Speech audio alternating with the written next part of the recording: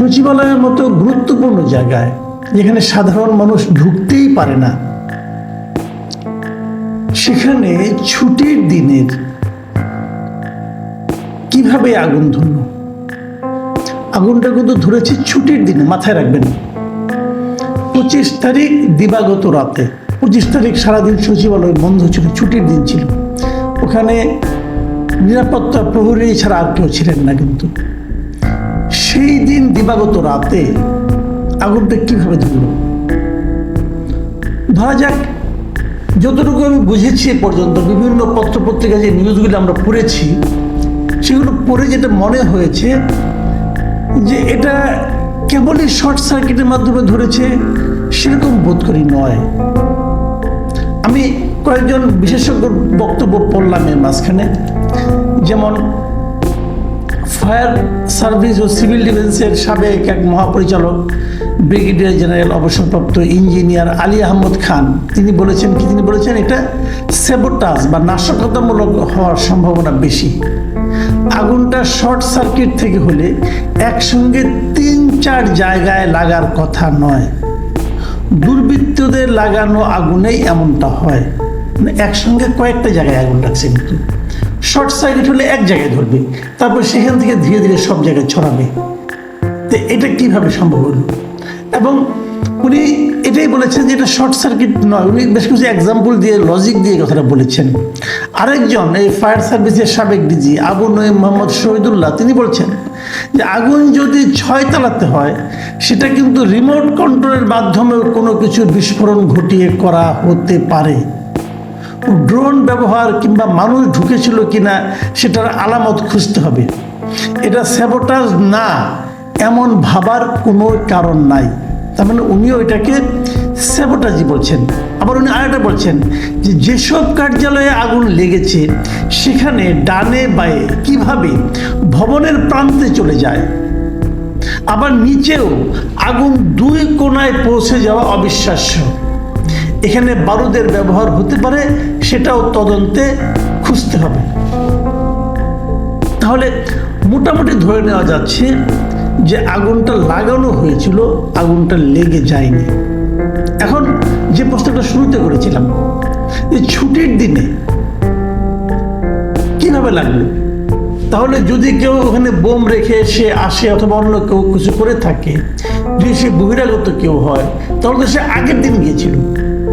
আগের দিন গেল 24 তারিখে, 25 তারিখ সকাল থেকে ছুটি, ওখানে কেউ যায়নি। 25 তারিখ দিবাগত রাত 1:30টার পরে আগুনটা ধরেছে। তাহলে এই যে একটা লম্বা সময়, 24 ঘন্টারও বেশি সময়, এটা কিভাবে সম্ভব হলো ওখানে? তাহলে কি উনি যদি আগুন লাগিয়ে এসে থাকেন, সেটা তো মানে 2-3 ঘন্টার মধ্যে জ্বলে যাওয়ার কথা। তার মানে এটা রিমোট কন্ট্রোলের মাধ্যমে হতে পারে, স্যাবোটাজ হতে পারে, টাইম বোম হতে পারে, একসঙ্গে অনেক জায়গায় হতে পারে, অথবা ওই সময়ে তারা হয়তো ভেতরেই ছিল। অনেক কিছু হতে পারে, আমি জানি না কিভাবে। কিন্তু তারও চেয়ে বড় কথা, এটা কিন্তু সচিবালয়ের মধ্যে হয়েছে, মানে দেশের সবচেয়ে যে গুরুত্বপূর্ণ কার্যালয়, যেখানে মন্ত্রীরা বসেন, সচিবরা বসেন, মন্ত্রণালয়ের কাজকর্ম হয়, সেখানে আগুনটা ধরেছে। এই আগুন নিয়ে আমি বিদেশের পত্রিকা, ইন্ডিয়ার পত্রপত্রিকা দেখলাম, তারাও কিন্তু এটা নিয়ে বেশ বড় বড় শিরোনাম করেছে, কেন এই আগুনটা ধরল। এখন এই প্রশ্নের জবাব আপনি কি দিবেন? অনেকে দ্রুত বলে ফেলেছে, অনেক উপদেষ্টা বলেছেন যে দুর্নীতির বিরুদ্ধে লড়াই করছে, সেটাকে থামানোর জন্য হয়েছে। কেউ বলছেন এটা স্যাবোটাজ হয়েছে, ছাত্ররা বলছে এটা ষড়যন্ত্র চলছে, এরকম অনেক কিছুই কিন্তু বলা হয়েছে। কিন্তু প্রশ্ন হচ্ছে তাহলে কাজটা করলো কারা? আমি সবসময় যে কথাটা বলি, এটা আমি বলি না, এটা অপরাধ বিজ্ঞানীরা বলে, যখন এরকম কিছু একটা অপরাধ সংগঠিত হয়, তখন আপনি প্রথম দেখবেন এই সংগঠিত অপরাধের ফলে লাভবান কে হচ্ছে, মানে কারা বেনিফিশিয়ারি, এটা হলে কার লাভ হয়।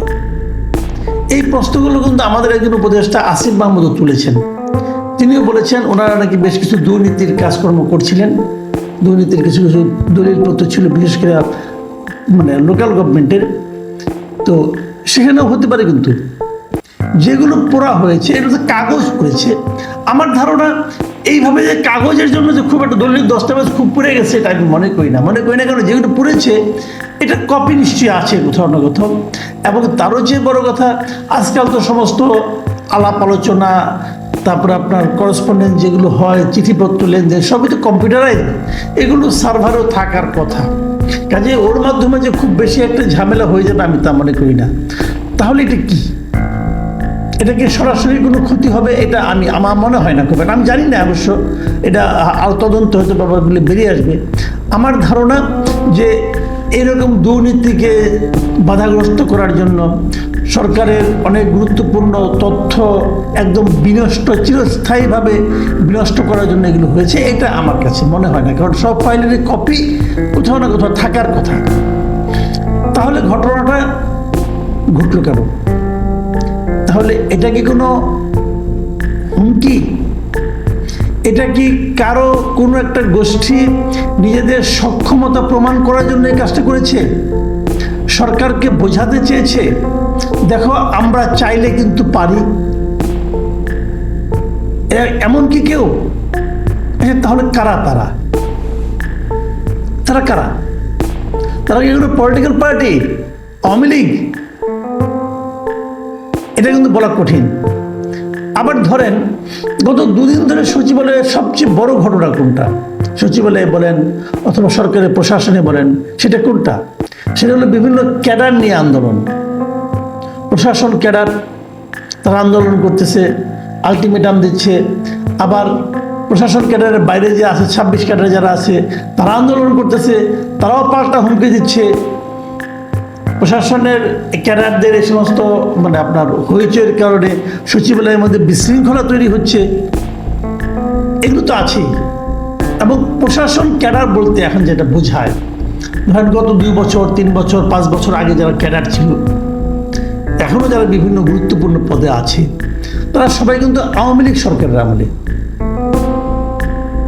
কাজেই আওয়ামী লীগ কি তাদের দিয়ে কিছু করাচ্ছে?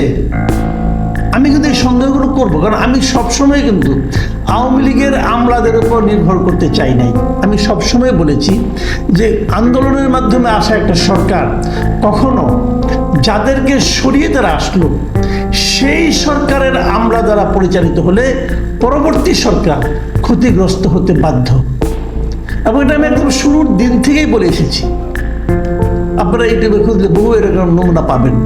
এবং আমি উদাহরণ দিয়ে বলেছি যে বঙ্গবন্ধু শেখ মুজিবের সরকার যে 3.5 বছরের বেশি টিকতে পারেনি, তার কারণ হলো উনিও এসে কিন্তু সেই পরাজিত পাকিস্তান যে সরকার ছিল তাদের আমলার উপর নির্ভর করেছিলেন।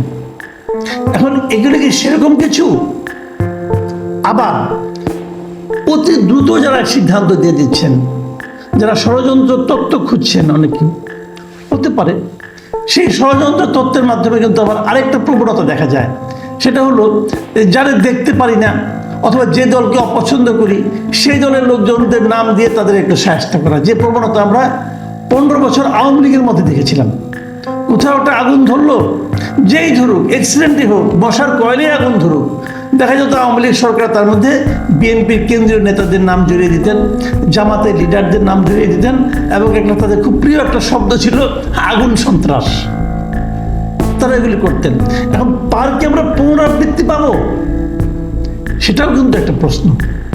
তো এই সবগুলো মিলিয়ে কি দাঁড়াবে সামনের দিনগুলোতে? আবার ধরুন এই সরকার কিন্তু কিছুদিন ধরে তারা সংস্কার নিয়ে কথা বলছে, নির্বাচন নিয়েও কথা হচ্ছে। কারণ নির্বাচন কমিশনার তার মধ্যে ঘোষণাই করলেন যে নির্বাচন একটা সম্ভাব্য সময়সীমা দেখালেন, এগুলিও কথা হচ্ছে।